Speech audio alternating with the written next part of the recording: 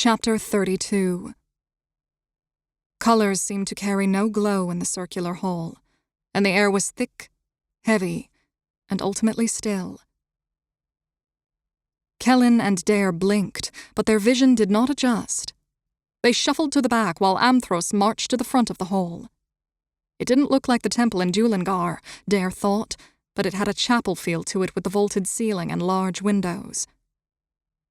They must have been the last to arrive. Jacob nodded a silent farewell and ducked outside the door, closing it behind them. Caleb stood in the center of the dais.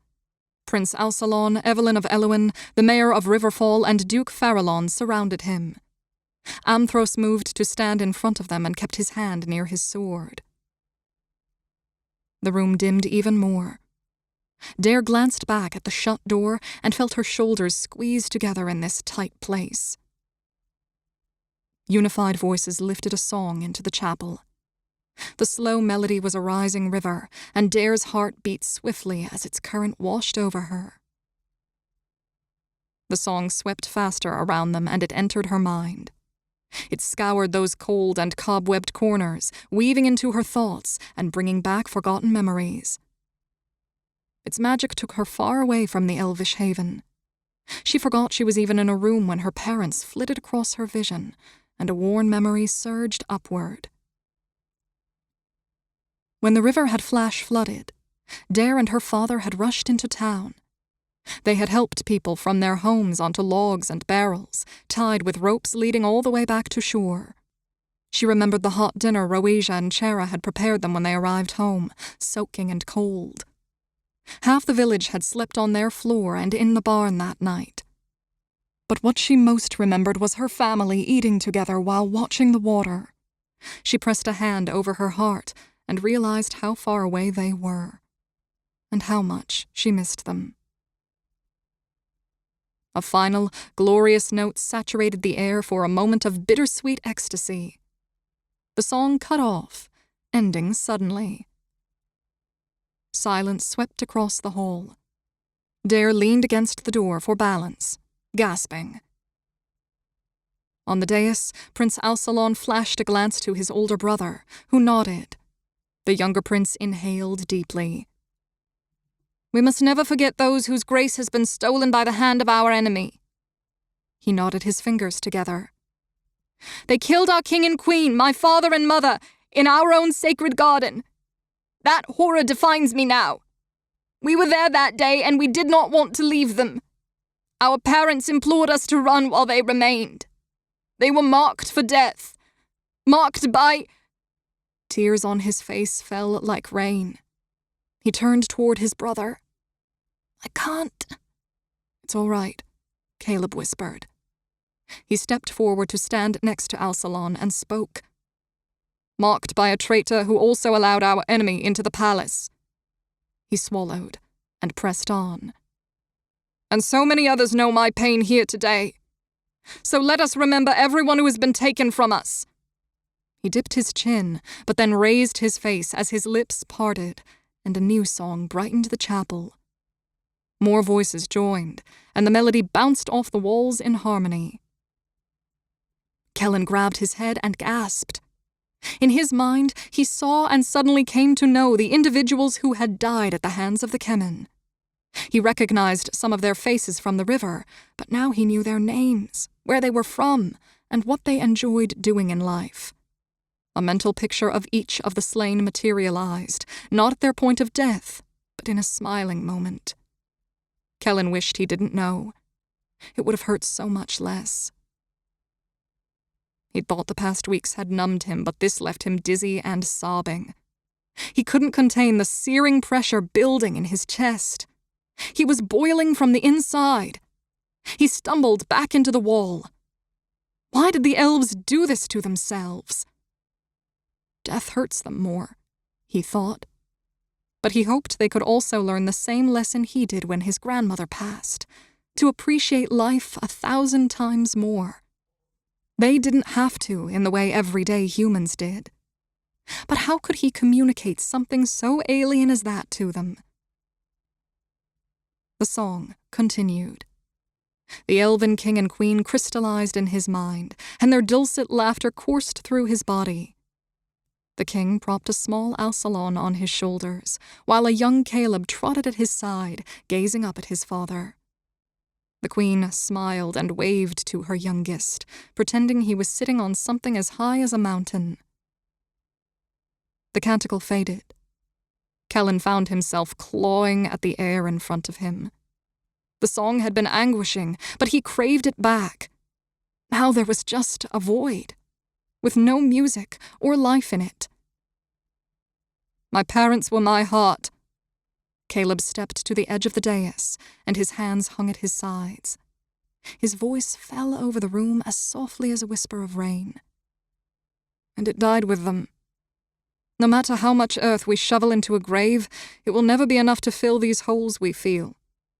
No one will share in their beauty and laughter again, and I miss a future with them as much as I miss them now.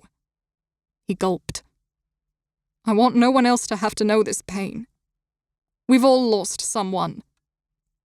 He raised his head and clenched a fist, and then stared out at the assembly with burning eyes. So we will take action. This is not the end. Not for us, not for our enemy. Only those who have died are free of this fight. And we shall not wait for the enemy to kill another elf. We shall stab their heart this time, in their own city. A raiding party has volunteered. They will risk their lives for all our sakes. Kelin wheeled toward Dare, but she wasn't there. The door behind him was cracked open. He swayed for balance as a new song split the air.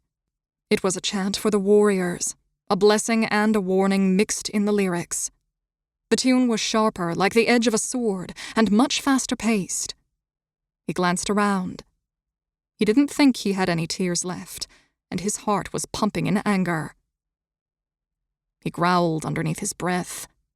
How could she leave? He tiptoed through the door.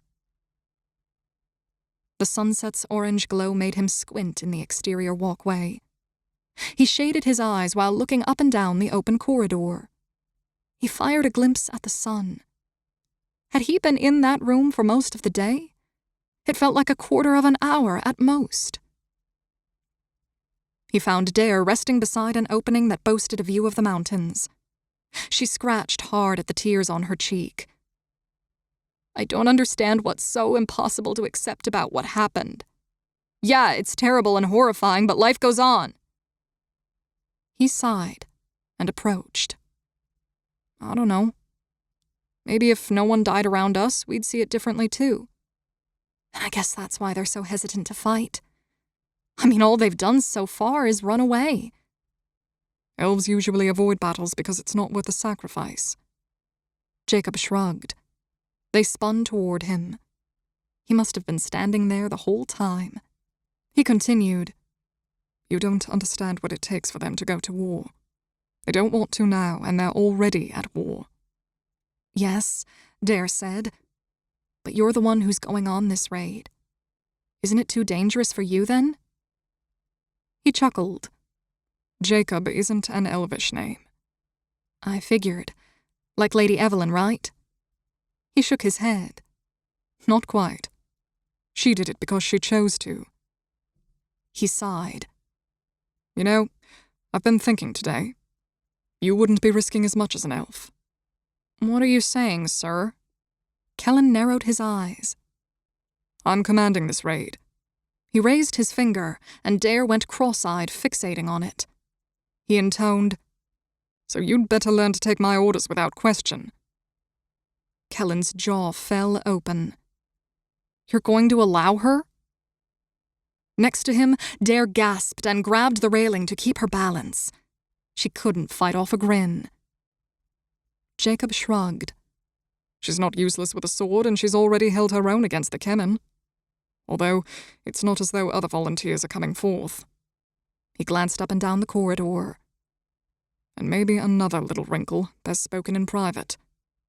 He looked at Dare. Well, it's your idea. I trust you can do this. Do you accept? She bounced on the balls of her feet. Yes, sir! She tapped her chest with a fist in salute. He didn't grin back. "If it's too much for you, tell me before it's too late." He turned to Kelin. "And you?" Kelin narrowed his gaze at the night and then whipped it onto Dare. Birds would have fallen out of the sky for that glare. She didn't flinch. He dusted his hands. "You're both lunatics." "It'll work." She folded her arms and raised an eyebrow. Jacob waved a hand. "Kelin, hear us out first. This raid is not as shallow as it looks to be." "It isn't," Kelin sneered. The knight smiled weakly. "Actually, you being human and, sadly, previously tortured by the Kemen will only grease the wheels. We are not going to attack the Kemen head-on.